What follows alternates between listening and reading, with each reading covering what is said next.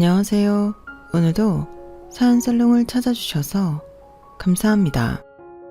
저는 얼마 전에 인생이 벼랑 끝까지 내몰렸다가 한 방에 뒤집어 역전되었던 사람입니다. 저는 세상에서 가장 철석같이 믿었던 사람들에게 배신을 당했었거든요. 당시에는 하루에도 몇 번이나 극단적인 생각을 했을 만큼 커다란 좌절감에 빠졌었는데요. 아직도 그때 일을 떠올리면 감정적으로 힘들 정도예요.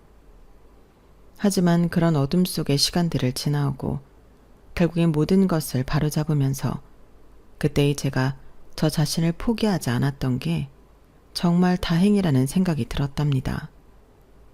혹시 지금 인생에서 힘든 시기에 놓인 분들이 제 이야기를 듣는다면 부디 힘내시고 잘 이겨내시길 바라요. 저는 쌍둥이 자매를 키우는 평범한 워킹맘이었습니다. 수도권 내 신도시 아파트에서 딸아이 둘과 남편과 함께 살아가면서 동네 중심 상가에 작은 에스테틱 샵을 열어 운영하는 사람이었죠. 저의 생활은 남들과 크게 다르지 않은 그저 평범한 삶이었어요. 남편은 작은 마케팅 회사를 운영하는 사람이었는데 직원 2명과 함께 여러 외주를 받으며 안정적인 수익을 창출하는 사람이었죠. 저희는 둘 다 소소한 자영업을 하는 사람으로서 서로의 일을 잘 이해해 주었고 손발이 참 잘 맞는 부부였습니다. 남편은 광고업계에 몸담는 만큼 늘 성격이 둥글둥글하고 유쾌한 사람이었어요. 두 딸 역시 그런 아빠를 참 좋아했죠. 우리 딸들 생일 축하해. 헐, 이거 진짜 갖고 싶었던 옷인데 아빠 진짜 고마워요. 언니는 뭐 받았어? 내가 좋아하는 만화책. 너무 좋아. 아빠가 너희 공부 열심히 하라고 선물 사주신 거야. 너희 이거 받고도 공부 열심히 해야 돼? 당연하지. 엄마는 맨날 잔소리만 해. 치. 엄마가 너희 사랑하니까 하는 말이지. 너희 잘 되라고. 가끔은 제가 질투가 느껴질 만큼 딸들에게 정말 잘해주는 남자였죠. 뿐만 아니라 남편은 저에게도 좋은 남편이었어요. 기념일을 빼먹는 일 없이 잘 챙겨주기도 했고 제가 일이 바빠 늦게 퇴근하는 날엔 알아서 요리를 해서 아이들을 먹이고 설거지까지 맞춰놓는 사람이었죠. 또 저희 샵이 쇄골, 어깨부터 목까지 마사지해주는 상품도 있었기에 남편은 종종 저희 샵에서 마사지를 받고 갈 때가 있었는데요. 남편은 본인 일이 일찍 끝날 때마다 저희 샵에서 마사지를 받고 저를 집까지 태워다 주곤 했습니다. 그런 남편을 보며 직원들은 늘 저를 부러워하곤 했어요. 안녕하세요. 커피 마시면서 하세요. 제가 커피 사왔어요. 사장님 안녕하세요. 원장님, 사장님 오셨어요. 여보 왔어? 마사지 받고 가려고? 아니, 오늘은 괜찮아. 오늘 여기 근처 거래처 들렀다가 일찍 끝난 김에 당신 데려다 주려고 왔지. 당신 할 거 다 하고 나와. 여기서 얌전히 기다리고 있을게. 아니야, 오늘 급한 거 없어. 먼저 들어갈게요. 별거 없으면 50분에 마감해요. 사장님이 맨날 이렇게 데리러 와주시고 너무 부러워요. 저도 저런 남편을 만나야 하는데 원장님처럼 예쁘면 저처럼 좋은 남자 한 트럭은 구할 수 있을걸요? 주책이야 좀. 들어갈게요. 남편은 남들 앞에서는 더 너스레를 떨며 외조를 해주었고 겉으로는 주책이라며 미간을 찌푸렸어도 사실 그런 남편의 모습이 늘 고마웠어요. 어떤 아내가 싫어하겠어요? 물론 매일이 이런 식으로 행복하기만 했던 것은 아니었죠. 인생이라는 게 좋은 일도 있고 나쁜 일도 있는 법이니까요. 하지만 저희 가족은 대체적으로 평탄한 삶을 지속하며 소소한 행복을 누리고 살고 있었어요. 그런 저희 가족의 행복을 악마가 시샘이라도 한 것일까요? 어느 날부터인가 저희 가족에는 조금씩 불길한 균열이 생기게 되었는데요. 여느 때처럼 월말이 되어 샵 정리를 하는데 폐기해야 할 분실물 중에서 익숙한 물건이 보인 거예요. 잠깐, 이거 넥타이핀 아니에요? 네, 그런 것 같아요. 어라? 이거 사장님 거 아니에요? 그러네. 남편이 저 없을 때 왔다 간 적이 있었어요? 제가 기억하기로는 없었던 것 같은데. 제가 발견했음 바로 원장님 드렸을 텐데. 새로운 알바생이 이게 뭔지 몰랐나 봐요. 어린 친구라. 뭐 그게 중요한 건 아닌데 남편이 언제 왔다 갔지? 하여간 잘 됐네요. 안 그래도 찾았던 건데. 조금 의아하긴 했지만 남편이 찾던 넥타이 핀을 발견해서 다행이라고 생각했어요. 그 넥타이 핀은 제가 결혼 기념일에 선물했던 거라서 남편이 정말 크게 상심했었거든요. 저는 이 사실을 알리기 위해 남편에게 전화를 걸었는데요. 그런데 남편의 반응이 뭔가 좀 이상한 겁니다. 여보, 저번에 당신이 잃어버린 그 넥타이 핀 있잖아. 아, 그거? 찾았어. 우리 사무실 책상 밑에 있더라고. 저번에 내가 모르고 떨어뜨렸나 봐. 안 그래도 당신한테 말하려고 했는데. 그래? 우리 샵에서도 그거랑 똑같은 넥타이 핀이 나왔는데. 우리 샵 다니는 남자는 당신밖에 없잖아. 나는 당연히 당신 거라고 생각했는데. 당신이 사무실에서 찾은 넥타이 핀 당신 거 확실해? 그럼 당신이 선물로 사준 건데 이걸 못 알아볼까? 다른 직원이 남자친구 선물로 샀을 수도 있지. 아님 잠깐 남자친구가 들렀다가 잃어버렸거나. 그래, 알았어. 직원들한테 물어보지 뭐. 당신 혹시 나 없을 때 샵 왔다 간 적 있어? 없을걸? 내가 샵 갈 때는 늘 당신한테 먼저 연락하잖아. 뭔가 남편의 말투가 이상했지만 당시에 저는 그걸 크게 생각하지 않았어요. 남편과 전화를 마치고 직원들에게 넥타이 핀의 주인을 물어보려고 하는데 월말 회계 정산을 다 마친 상담실장이 막 나오더군요. 상담실장은 저에게 정산 마쳤다고 이야기를 하면서 제가 들고 있던 넥타이 핀을 발견하고는 눈이 동그래졌어요. 어머, 원장님 그거. 이거 분실물에 있던 건데 우리 남편 넥타이 핀이랑 똑같아서 남편 건 줄 알았어. 근데 남편이 아니라고 하네. 혹시 최 실장 거야? 아, 이게 얘기하기가 좀 그런데 사실 제가 남자친구 선물 주려고 찾던 거거든요. 저번에 원장님이 사장님 선물 고르시는 거 보고 예쁘다고 생각해서. 아, 그래? 원래 다른 색상으로 사려고 했는데 남은 게 이거밖에 없다 그러더라고요. 뭐 그럴 수도 있지. 거기가 원래 좀 비싼 브랜드라 그런가 물건이 잘 없더라고. 설마 그때 그 남친 주려고 샀던 거야? 회계사? 아, 네. 아, 이제 줄 사람이 없어졌지만 중고로 팔아버려야겠네요. 멋쩍어 하는 실장에게 저는 일부러 더 아무렇지 않은 말투로 이야기를 해줬어요. 뭐 살다 보면 선물이 겹칠 수도 있는 거니까요. 실장은 저와 워낙 끈끈한 사이였기 때문에 그런 사소한 일로 무안을 주고 싶지도 않았고요. 상담실장은 제가 샵을 막 차릴 때부터 10년이 넘는 기간 동안 함께 고생해왔던 직원이라 제가 가장 믿는 사람이었거든요. 어쨌든 그건 사소한 해프닝에 불과했으니 금방 넘어가게 되었어요. 그런데 그 일로부터 몇 주가 지났을 무렵 예상치도 못했던 일이 저한테 벌어지기 시작했는데요. 하루는 제가 강성 고객 때문에 야근을 해야만 했었어요.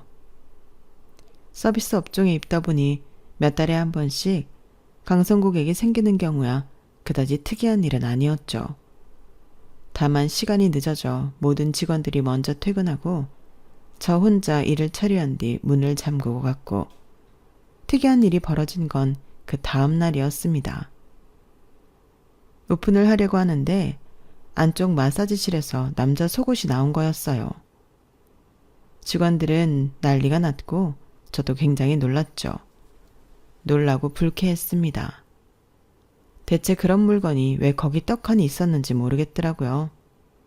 문제는 전날 저녁 늦게까지 있었던 저에게 직원들의 눈길이 자연스럽게 향했다는 거였어요. 원장님, 혹시 어제 사장님이랑... 아니야. 서로 바빠 죽겠는데 무슨. 하필이면 CCTV 수리 맡겼을 때 이런 일이 생길 줄 몰랐네. 일단 건물 CCTV에 찍힌 거 있나 알아보고 올게. 다들 오픈 준비들 하고 있어. 네, 원장님. 근데 저희 정말 괜찮아요. 못하는 소리가 없어 아주. 조용히들 하고 얼른 치워. 직원들은 자기네들끼리 키득거리며 오픈 준비를 했고 저는 관리실에 가서 전체 건물의 CCTV를 확인해 보았어요. 그런데 밤사이 샵에 들어간 사람이 아무도 없는 것이었어요. 저는 일단은 건물 CCTV에 대해서는 직원들에게 아무 말도 안 하고 평소처럼 샵을 운영했습니다. 하지만 머리가 굉장히 복잡할 수밖에 없었죠. 밤사이 출입한 사람이 없으면 샵 내부에 있는 직원들 중 한 명의 행동이라고밖에 설명이 안 됐으니까요. 제 직원을 의심하고 싶진 않았지만 어쩔 수 없이 한 명씩 차근히 생각을 해보아도 도무지 범인이 누군지 모르겠더군요. 그렇게 찝찝한 상태로 이틀이 지났어요. 그 사이 직원들을 한 명씩 원장실로 따라 불러 그날의 일을 물어보아도 딱히 뾰족한 답이 나오질 않았죠. 그렇다고 그냥 넘어가자니 직원들 중 누군가 샵 안에서 이상한 일을 한 것도 그냥 넘어갈 사안이 아니었고 혹여나 외부인이 몰래 들어온 거라면 더더욱 그냥 넘어갈 수가 없는 사안이라 그럴 수가 없더군요. 저는 이틀간의 고민 끝에 여느 때처럼 저는 퇴근 후 저를 데리러 온 남편의 차 안에서 샵에서 벌어진 일들에 대해 이야기를 했어요. 제가 놓친 부분이 뭐가 있는지 고민 상담 비슷한 걸 하고 싶었던 거였죠. 이틀 내내 직원들이며 CCTV를 확인해봐도 왜 이런 일이 벌어졌는지 모르겠어. 근데 속옷이라니 그냥 넘어갈 수가 없잖아. 설마 진짜로 이상한 변태가 들어왔다 갔을까봐 내가 그때부터 매일 늦게까지 남아서 문단속 전부 2번씩 체크하고 퇴근해. 대체 왜 이런 일이 벌어진 건지 모르겠어. 그래? 아무리 생각해봐도 모르겠어? 그렇다니까. 내가 뭘 놓치고 있는 건지. 직원들도 처음엔 당신이 왔다 간 줄 알고 웃기만 했는데 지금은 왜들 그러는지 나만 보면 지들끼리 쑥덕거려 기분 나쁘게. 하필 CCTV도 나가 있고. 당신이 생각했을 땐 어때? 무슨 뾰족한 수가 없을까? 그날 늦게까지 샵에 있었던 건 당신 혼자라며.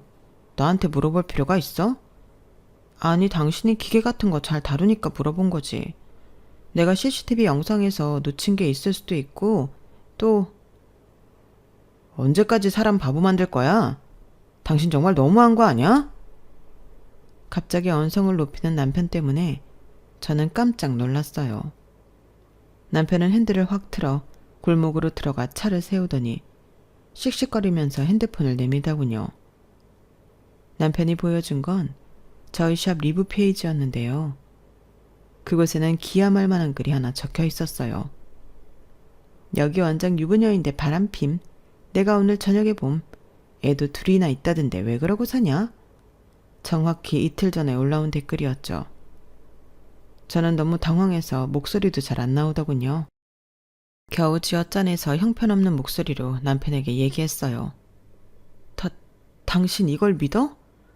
무슨 이런 말도 안 되는 소리를. 이런 게 있으면 나한테 먼저 물어보지 그랬어. 내가 이럴 사람 아니라는 거 알면서. 목격자가 있대잖아, 목격자가. 그리고 내가 물어봤으면 당신이 순순히 인정했을 것 같아? 지금도 이렇게 끝까지 발뺌하는데? 나 이 사람 고소할 거야. 진짜 나 그런 적 없어. 나는 그날 밤 늦게까지 샵에 있다가 집으로 간 게 다야. 내가 그날 걸문 CCTV 보여줄게. 정말이야. 나 혼자 있었다니까? 그럼 이건 뭔데?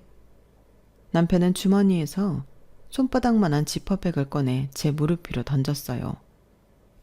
그 안에는 숙박업소에 있을 법한 일회용품들과 라이터가 들어있었죠. 라이터에는 숙박업소 전화번호가 새겨져 있었고요. 이게 뭐야? 당신이 바람을 핀다는 증거. 내가 이걸 발견하고 얼마나 기가 찼는지. 누구야? 대체 어떤 놈이랑 바람이 났냐고. 난 아니야. 난 이런 거 집에 들고 온 적도 없어. 이거 어디서 난 거야? 당신 그 파란색 가방에서 찾은 거야. 당신 어느 호텔이든 갈 때마다 일회용품 챙겨오는 거 내가 몰라? 근데 이거 뭐야? 어? 우리 가족이 여행 안 한 지가 몇 년인데 이런 게 왜 나오냐고. 담배도 안 피는 사람이 라이터는 또 뭐고. 저는 너무 당황해서 말도 잘 안 나왔어요. 죽을 만큼 억울한데 남편의 말 맞다나 저는 정말로 그런 일회용품을 챙기는 습관이 있었거든요. 그러니 뭐라고 반박해야 할지도 모르겠고 말문이 턱 막히더군요. 제 가방에서 그런 물건들이 왜 나왔는지도 알 수가 없었고요. 제가 아무 말도 못하고 있자 남편은 주먹으로 핸들을 쾅 내리치더니 한동안 씩씩대다가 다시 시동을 걸었어요. 저희는 집에 도착할 때까지 단 한마디도 나누지 않았습니다. 그리고는 일주일 정도 남보다도 못한 사이로 지냈죠. 그 일주일 동안 어디서부터 어떻게 오해를 풀어야 하는지도 몰랐던 저는 앵무새처럼 맹세코 그런 짓을 저지르지 않았다는 말만 반복했어요. 하지만 남편은 기어코 이혼 서류를 가지고 오더군요. 저희는 결국 이혼 절차를 밟게 되었습니다. 남편이 주장한 저의 이혼 사유는 제 외도였는데 저는 절대 그런 적이 없다고 반박했죠. 하지만 저는 저의 결백을 제대로 주장하지도 못했어요. 왜냐하면 남편이 이혼 서류를 들고 온 그날 저희 샵에서는 직원 3명이 퇴사하겠다고 이야기를 했기 때문입니다. 심지어 그 3명 중에는 제가 가장 믿고 의지하던 상담실장도 있었죠. 나머지 2 직원의 퇴직 사유 역시 충격이었는데 몇몇 고객들이 상간녀가 운영하는 샵은 다니고 싶지 않다며 회원권 환불 요청을 했고 본인들도 이런 곳에서 다니기 싫다는 거였어요. 제가 남편과의 일로 정신이 없어 그런 일이 있었다는 걸 며칠이 지나고 나서야 알아버린 거였죠. 2 직원은 본인들 평판도 걱정된다더군요. 제가 아무리 그건 오해라고 말해도 절 안 믿는 눈치였어요. 그렇게 직원 2를 퇴직 처리하는데 눈물이 저절로 핑 돌더라고요. 마지막으로 상담실장과 면담을 하는데 상담실장은 제 손을 잡고 절 믿는다고 이야기해 주었어요. 저는 원장님 믿어요. 절대 그러실 분이 아니라는 걸요. 시기가 너무 안 좋아서 저도 정말 마음이 안 좋은데 제가 새로 만난 남자친구랑 결혼을 약속하게 되었거든요. 연인이 된 지는 얼마 안 됐지만 알고 지낸 지 오래되어서 살림부터 차리고 내년 중에 식도 올리기로 했어요. 그런데 신혼집이 지방이라서 아무래도 제가 일을 관둬야 할 것 같아서요. 원장님 힘드신 상황일 텐데 타이밍이 이렇게 돼서 너무 죄송해요. 인수인계는 잘하고 가겠습니다. 아니야. 너무 잘 됐어. 좋은 일로 관두는 거라니 오히려 마음이 좋네. 그런데 이사를 바로 해야 돼? 2달만, 아니 1달만 더 일해주면 안 될까? 지금 최 실장까지 관두면 직원 2명이랑 나밖에 안 남는데 갑자기 실장직을 해줄 인력을 구하기도 어렵고 말이야. 새로운 사람 구할 때까지 1달만 기다려주면 안 돼? 지금 사는 집 계약이 이번 달까지라서요. 3주 안에는 사람을 구해야 제가 인수인계까지 하고 나갈 수 있을 것 같아요. 정말 죄송해요. 알았어. 내가 최대한 사람을 구해볼게. 고마워. 결혼 날짜는 그럼 아직 안 잡힌 거야? 그건 아직요. 날짜 잡히면 연락 꼭 드릴게요. 그동안 잘 지내세요, 원장님. 다른 직원분들이랑은 오해 꼭 풀길 바랄게요. 그나마 실장이 저를 믿어주고 좋게 마무리를 할 수 있어서 마음에 큰 위안이 되었어요. 하지만 현실은 훨씬 더 참담했습니다. 저희 샵의 평판은 제 생각보다 훨씬 더 안 좋아진 상태였고 있던 고객들도 다 나가는 판이라 새로운 고객을 유치하는 게 정말 어려웠어요. 그러다 보니 새로운 실장을 하겠다고 들어오는 사람도 없었죠.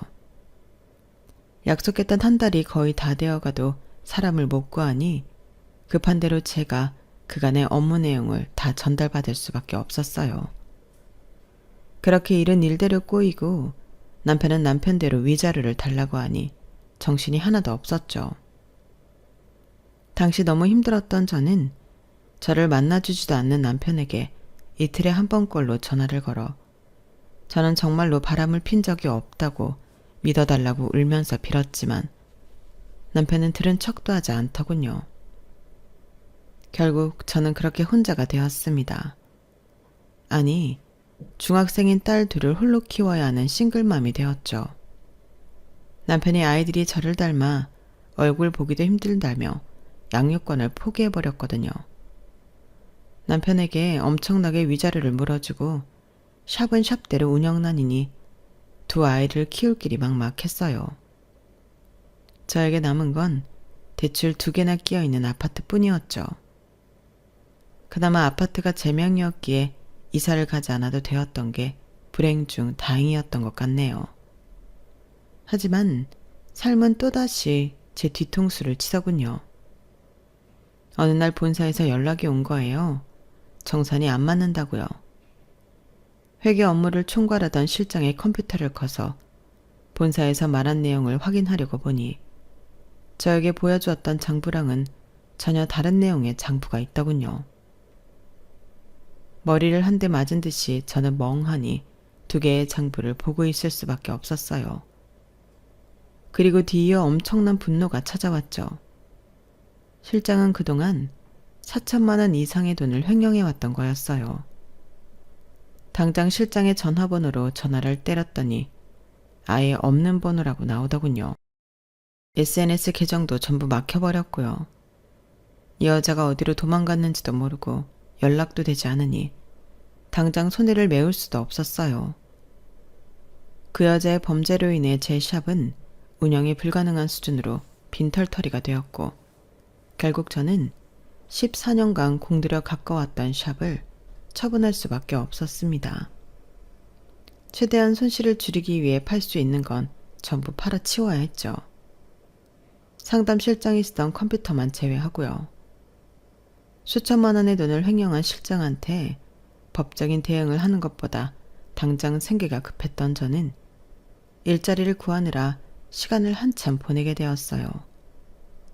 일자리를 구하러 다닌 지 3개월 만에 겨우 화장품 용기를 포장하는 일을 구하게 된 저는 하루 종일 모자 마스크를 쓰고 기계처럼 일만 했습니다. 가끔씩 동네에서 절 알아보는 쌀쌀한 눈빛을 볼 때마다 너무 큰 스트레스를 받았거든요. 제가 짖지도 않은 채로 그런 시선을 받으니 자다가도 소리를 지르며 벌떡 일어날 정도로 마음고생을 심하게 할 수밖에 없었어요. 길거리에 나가면 모든 사람들이 절 쳐다보고 비난하는 것 같아 항상 모자, 마스크를 쓰고 다녔죠. 우울증에 심각하게 걸린 저는 하루가 다르게 피폐해져만 갔어요. 그러던 어느 날 여느 때처럼 푸석한 얼굴로 퇴근을 하는데 2딸이 거실에서 절 기다리고 있더군요. 그동안 저는 혹시 딸들도 절 다른 사람들처럼 비난할까봐 대화를 못하고 있었기에 바짝 긴장이 되었어요. 그런데 딸들의 입에서는 전혀 예상치 못한 말들이 나왔는데요. 엄마, 아빠 나가고 컴퓨터 쓴 적 있어? 컴퓨터? 아니, 쓴 적 없는데 왜? 엄마, 이리 와봐. 딸들은 저를 컴퓨터 앞으로 데려가 앉혔어요. 거기엔 저희 샵 리뷰 페이지, SNS 창, 여러 사진들이 떠 있더군요. 내용을 살펴본 저는 경악을 금치 못했습니다. 저희 샵 리뷰 페이지에 달린 수많은 악플들이 한 사람에 의해서 만들어진 것이었어요. 바로 제 남편이었죠. 아까 우리가 노트북 배터리 다 달아서 컴퓨터 켰다가 발견했어. 아빠 아이디로 자동 로그인 되어 있어서 이런 게 뜨더라고. 아빠가 가진 아이디만 58개래 엄마. 그럼 그 아이디들로 엄마 샵에 악플을 단 거라고? 니네 아빠가? 대체 왜? 그건 우리도 모르지. 근데 솔직히 우리는 엄마가 다른 아저씨 만났다고 생각 안 했어. 그것보다는 오히려 아빠가 이상했거든. 그게 무슨 말이야? 아빠가 왜? 가끔씩 이상한 냄새가 났어. 좀 싸구려 화장품 같은 냄새. 엄마랑 좀 다른 냄새였어. 엄마가 비염이라 잘 몰랐던 것 같은데 우리는 뭔가 이상하다는 생각을 했었어. 근데 그냥 냄새만 가지고 증거가 되는 것도 아니고 그래서. 딸들의 이야기에 저는 그동안 남편의 행동을 천천히 곱씹어 봤어요. 생각해보면 어느 날 갑자기 지퍼백에 증거랍시고 숙박업소 용품들을 들고 나타난 것도 그렇고 그 물건만 가지고 저한테 외도를 한다며 몰아간 것도 모든 게 다 너무 급작스러웠죠. 사업장과 가정에서 한 번에 일이 터지는 바람에 당시엔 제가 정신이 없어서 몰랐는데 생각해보니 마치 남편은 저한테 그런 구설수가 생기기를 기다린 사람처럼 모든 일을 빠르게 해치웠어요. 마치 이혼을 바라고 있었던 사람인 것처럼요. 엄마, 얼른 아빠 고소해. 그래야 아빠한테 뺏긴 돈 다시 다 돌려받지. 그래, 그래야겠다. 엄마가 조만간 변호사 상담도 받고 다 처리할게. 딸들 너무 고마워. 엄마 믿어주고. 또 이렇게 도움을 줘서 정말 고마워. 아니야. 아빠는 우릴 버렸지만 엄마는 아니잖아. 이제 모자 마스크 벗고 다시 이쁘게 하고 다녀, 엄마. 딸들의 믿음과 애정 덕분에 저는 다시 정신을 차릴 수 있었어요. 당장 그 다음 주 월요일에 변호사 사무실에 상담을 예약했고 그 전까지 최대한 많은 증거를 수집해 갈 생각이었죠. 그리고 제 사업장에서 횡령이라는 엄청난 짓을 저지른 실장에게도 죗값을 치르게 해주려고 했어요. 그런데 변호사 상담을 3일 앞둔 금요일 저녁에 전 남편에게 갑자기 뜬금없는 연락이 온 겁니다. 상상하지도 못했던 내용의 연락이었어요. 잘 지내? 잘 지내냐고? 그렇게 냅다 헌신짝 버리듯이 가족들을 내팽겨 쳐놓고 이제 와서 잘 지내냐고? 당신 같으면 잘 지낼 것 같아? 왜 나한테 화를 내? 우리 결혼해서 잘못을 저지른 건 당신이잖아. 나는 그래도 16년이나 같이 살았던 정이 있으니 안부라도 물으려고 전화한 건데. 그래, 그건 두고 봐야 알겠지. 근데 왜 전화한 거야? 설마 진짜로 내 안부나 묻겠다고 전화한 거야? 아니, 내일 애들이랑 시간 되면 와서 밥이나 먹고 가라고. 외식도 못하고 살고 있을 거 아니야, 지금. 뭔 밥. 이제 와서 얼굴 보자는 거야? 인사하기 싫으면 밥만 먹고 가도 돼. 당신한테 축의금은 안 받을게. 뭔 금? 축의금? 나 결혼해. 당신이랑 이혼하고 혼자 되니까 바로 다른 사람이 생기더라고. 저는 뻔뻔하게 거짓말을 하는 남편의 목소리를 듣고 치가 떨려왔어요. 설마 하니 정말로 저 말고 다른 여자를 만나고 있었구나 하고 의심이 사실로 바뀌는 순간이었고 저도 모르게 주먹을 꽉 쥔 손이 부들부들 떨릴 만큼 화가 났죠. 남편은 오던지 말던지 편하게 생각하라면서 전화를 끊었고 곧이어 카톡으로 청첩장까지 보내오더군요. 분노에 가득 차서 청첩장을 열어본 저는 말 그대로 눈이 돌아가는 듯 했습니다. 왜 그걸 그제서야 알았을까요? 청첩장 속 남편의 재혼 상대는 제가 그토록 눈에 불을 켜고 찾으려고 했던 상담 실장, 횡령 범죄자인 그 여자였어요. 그제야 모든 퍼즐이 맞춰지더군요. 하필이면 저 혼자 야근하는 날 놓여져 있던 남자 속옷이며 하필이면 그날 저녁에 올라온 제 외도 목격담까지 그리고 하필이면 제 남편의 넥타이 핀과 똑같은 넥타이 핀을 남자친구한테 선물하려고 했다는 실장의 말까지요. 이 두 연놈들이 서로 짜고 치고 내 인생을 송두리째 뒤집어 버렸구나 하고 깨닫자마자 저는 그 자리에서 주저앉을 수밖에 없었어요. 이 모든 사실을 알았으니 저도 가만히 있을 수만은 없었습니다.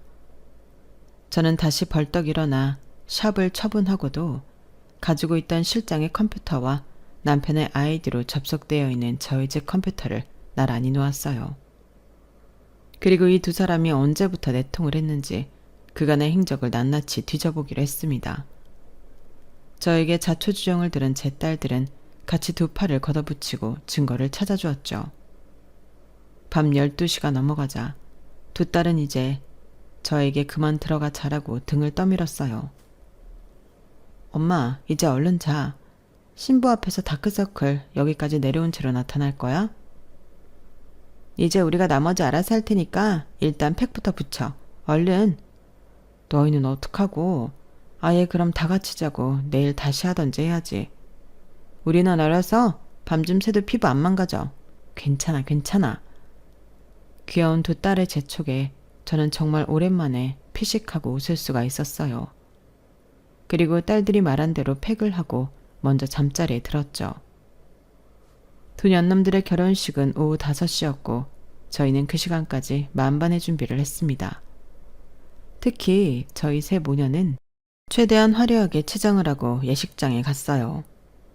저 멀리서 한바구음을 짓고 하객들을 맞이하는 전 남편의 모습이 보이더군요. 신부 대기실 앞 사람들도 북적였고요. 곧이어 예식이 시작되어 사람들이 전부 식장 안으로 들어갔고 신랑이 먼저 입장을 했습니다.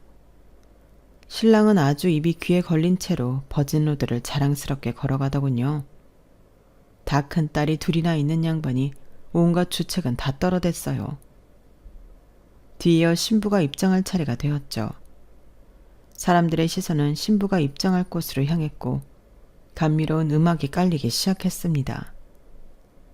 드디어 신부가 등장해 버진로드로 막 오른 순간 저는 버진로드 한가운데로 올라가 신부의 앞길을 딱 가로막았어요. 제 뒤통수를 친 그 마녀 같은 여자는 버진로드에 올라온 저를 보고 기겁을 하더군요. 사회자에게 이벤트가 있다고 속인 뒤 마이크를 가져갔던 제 딸들이 우렁차게 제 소개를 하기 시작했어요. 여러분, 오늘의 아름다운 신부 앞에 선 분은 신부에게 수천만 원 상당의 금액을 사기당한 피해자입니다. 동시에 신랑과 16년 동안 성실한 결혼 생활을 이어오다가 한순간에 배신을 당한 아내입니다. 여러분, 용기 내 버진로드에 오른 피해자를 큰 박수로 맞이해 주시기 바랍니다. 전 남편 그 인간은 얼굴이 흑빛이 되어 후다닥 버진로드로 달려나왔어요. 웅성거리던 하객들의 말소리는 신부 입장곡이 뚝 끊기면서 더욱 커졌죠. 내가 그동안 최 실장한테 얼마나 잘해줬는데 남의 남편이랑 뒤에서 더러운 짓을 저지르는 것도 모자라서 내 사업장에서 4천만 원을 횡령해? 네가 그러고도 사람이야? 끓어오르는 분노로 인해 저는 저절로 단전에서부터 나온 우렁찬 목소리로 신부를 비난했습니다. 제 말에 아무런 반박도 못하고 있는 신부를 보고 하객들은 손가락질까지 하면서 쑥덕거렸죠. 여길 어떻게 알고 온 거예요? 내 전 남편이자 최 실장 현 남편이 알려줬다. 왜? 그러게 왜 죄를 짓고 살아서 이 꼴을 당하니? 당신 미쳤어? 여기가 어디라고? 이 여자한테 결혼식장을 알려주면 어떡해? 최 실장은 이제 체면 따위는 개나 준 듯 전 남편을 보고 버럭 소리를 질렀어요. 잠시 당황한 전 남편도 질세라 목소리를 높였죠. 내가 당신이 그딴 짓까지 저질렀는 줄 어떻게 알았어? 아니 시키는 짓만 하지 왜 시키지도 않은 짓을 해가지고 이 사달을 만들어? 시키는 짓? 그 시키는 짓이 대체 뭔데? 나도 좀 알자. 그 시키는 짓이 뭔데? 제가 전 남편의 말꼬리를 잡고 비아냥거리자 최 실장은 단박에 전 남편에게 말조심하라며 윽박을 질렀어요. 하지만 최 실장의 노력에도 불구하고 전 남편이 최 실장에게 시킨 짓은 곧 예식장 화면을 통해 적나라하게 드러나고 말았습니다. 하객들이 스크린을 보며 놀라자 그제야 신랑과 신부도 스크린을 보고 곧바로 굳어버렸어요. 스크린엔 저희 세 모녀가 밤새 컴퓨터를 뒤지다가 발견한 두 사람의 SNS 대화 내용이 떠 있었거든요. 당신은 내가 시키는 대로만 해. 그때 샀던 그 속옷 있지? 그거 샵 안에 잘 보이는 곳에 놔두라고. 아니 넥타이 핀 같은 걸 흘리고 가면 어떡해. 내가 그거 수습한 나라고 별 말도 안 되는 핑계 댔던 거 알아? 당신 아내가 멍청해서 다행이지. 댓글 좀 더 올리면 안 돼? 오래된 고객들은 원장 평판 따위는 신경도 안 쓴단 말이야. 남 일이라고 관심도 안 가진다고. 그럼 당신이 샵 망한다고 소문을 좀 내면 되잖아. 회원 관리를 10년 넘게 했다는 사람이 그 정도 능력도 없냐? 원장님 소문 때문에 샵 망할 거라는 식으로 말을 하면 되잖아. 빼도 박도 못하는 증거들이 우수수 쏟아져 나오자 신부는 무거운 드레스를 낑낑거리며 안아들고는 몸을 돌려 예식장을 빠져나가려고 했어요. 저는 굳이 힘들이지 않고 드레스 자락을 살포시 밟고 신부에게 말을 건넸죠. 어딜 도망가?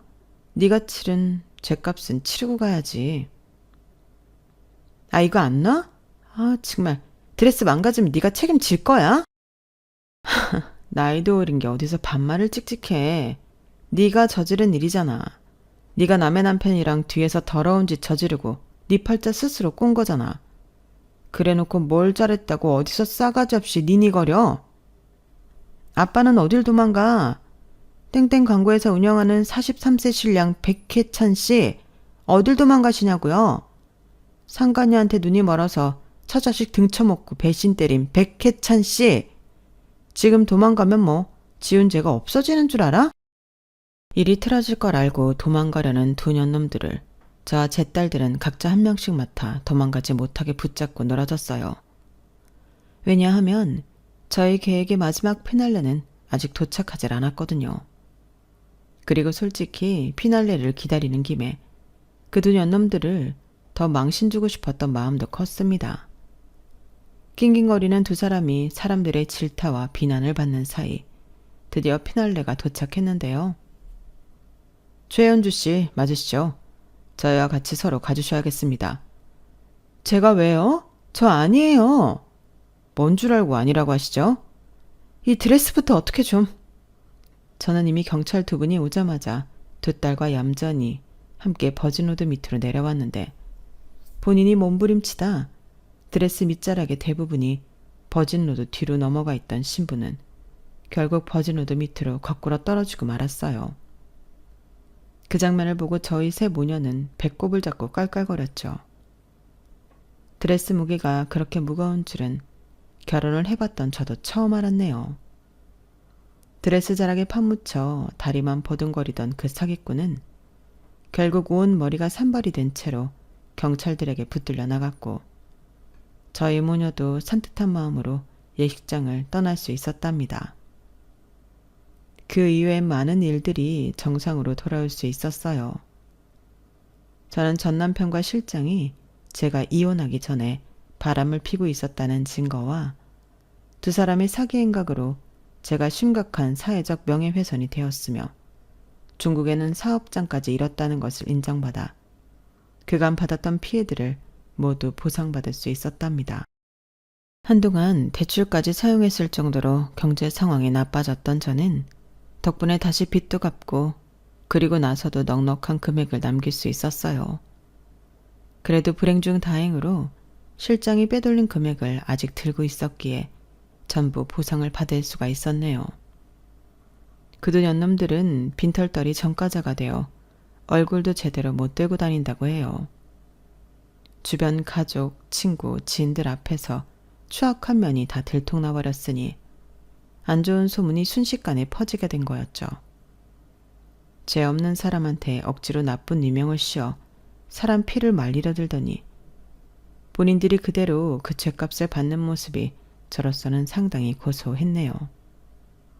반면 그날의 일을 계기로 딸들과 저는 서로 더욱 더 애틋하고 친한 사이가 되었답니다. 그간 제가 의기소침해하며 딸들과 진지한 대화도 나누지 못했다는 게 너무 미안했고 그런 저를 오히려 믿고 힘을 더해준 게 너무 고마웠어요. 그래서 딸들에게 앞으로 더욱더 잘해주려고 노력을 하고 있죠. 저는 여전히 화장품 포장 일을 하고 있어요. 현재로서는 조금씩이라도 저축을 해서 새로운 사업장을 오픈할 계획을 가지고 있는데 시간을 두고 천천히 진행해 보려고 합니다. 지금까지 저의 이야기를 들어주셔서 감사합니다. 저는 극단적으로 우울했던 과거에서 벗어난 이후 제 몸과 제 딸들을 잘 돌보면서 지내고 있어요. 처음부터 다시 사업을 시작해야 하는 저에게 많은 응원 부탁드려요. 여러분의 앞길도 앞으로 더 큰 성공이 가득하시길 바랄게요. 감사합니다. 여러분, 사연 댓글에 응원과 현명한 조언 부탁드려요. 좋아요와 구독은 저에게 큰 힘이 됩니다. 오늘도 좋은 일 가득하세요.